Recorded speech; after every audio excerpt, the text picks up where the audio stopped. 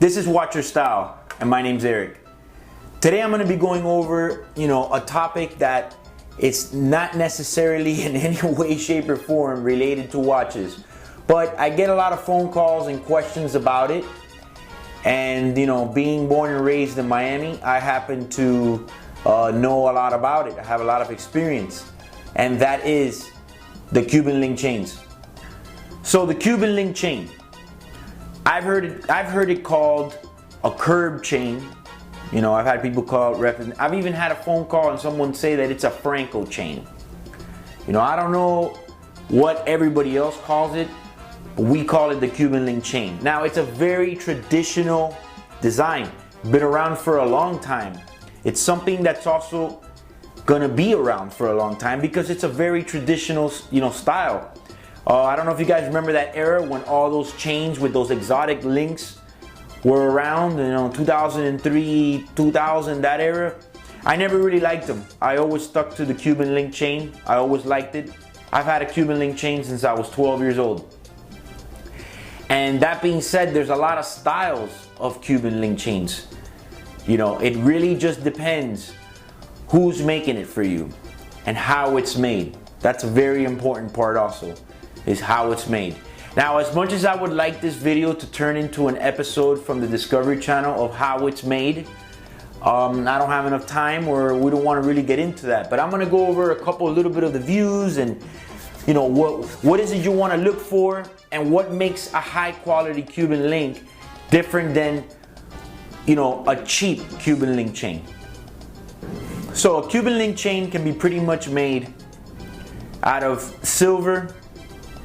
You can get them platinum, 14 karat, 18 karat, 10 karat as well. Also white gold, rose gold, yellow gold. However you want it, it can be made. And it also depends on the weight. A lot of people sell it by penny weight, some people sell it by grams. I like to stick to grams just because it's a lot more simpler for people to understand it. And Cuban Link chains, besides quality, it's all about size. Some guys like the big ones. They want 250 grams all the way up to a half a kilo, which is 500 grams. Those are really big chains, guys. I wear daily a 130 gram, 7 millimeter, 18 karat. I, for one, like 18 karat chains. I recommend that the minimum you should go is 14 karat. 10 karat is a lot more affordable. But I don't know, it's a personal thing. There's nothing wrong with a 10 karat chain, but I think 14 karat is a good home base, especially later on when you go to sell it, if you want to melt it down, or just in case. So some of the characteristics of a quality Cuban Link chain is the finish of the links. Now, in case you guys don't know, the machine-made chains are a little bit different than the handmade ones. A lot of the really small ones, 5 millimeter in width and under, are machine made. I'm mostly going to be talking about the handmade gold Cuban links. And believe it or not, it's a long ass process, man. They start off with the gold, they obviously melt it down into a bar. Then they go ahead and they start rolling it out into a rod, thinning it out to the point, let's just use this pen as an example. Starts off like this. They go rolling it out until it gets longer and longer to the right gauge. Huge process. They coil it up, they cut it into rings, they weld it. My God, I can get into this. It's a long ass process, but it's handmade. One of the more important parts is whoever's building this chain, just like anything else, there's some people that just have better quality and craftsmanship. Now, the team that I use to make the chains are the best. Okay, I've been doing this for a long time, and I've had a Cuban Link chain made by everybody in Miami. The guy I'm using now is the best. Part of it has to do with that I am a psycho with this stuff. I like quality. When the time comes to file down the chain, needs to be filed right, needs to be filed at the right angle.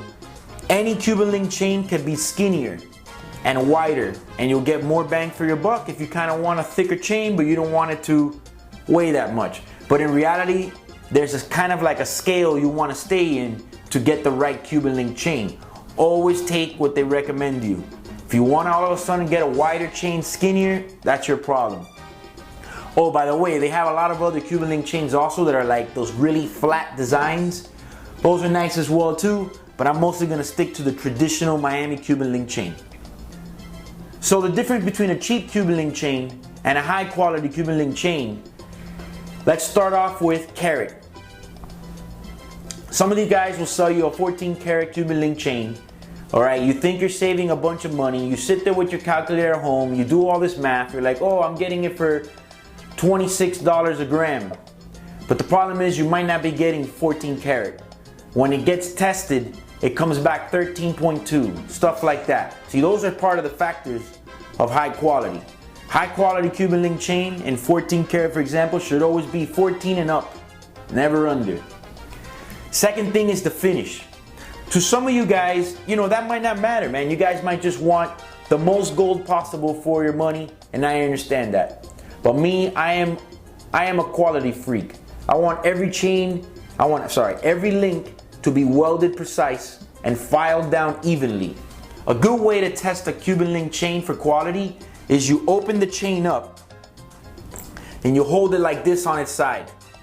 A good Cuban Link chain will always hang straight, never coil, and if you'll notice on the side profile will be evenly filed. There won't be no inconsistencies. I mean, to some of the people that doesn't matter. To me, it's a big deal.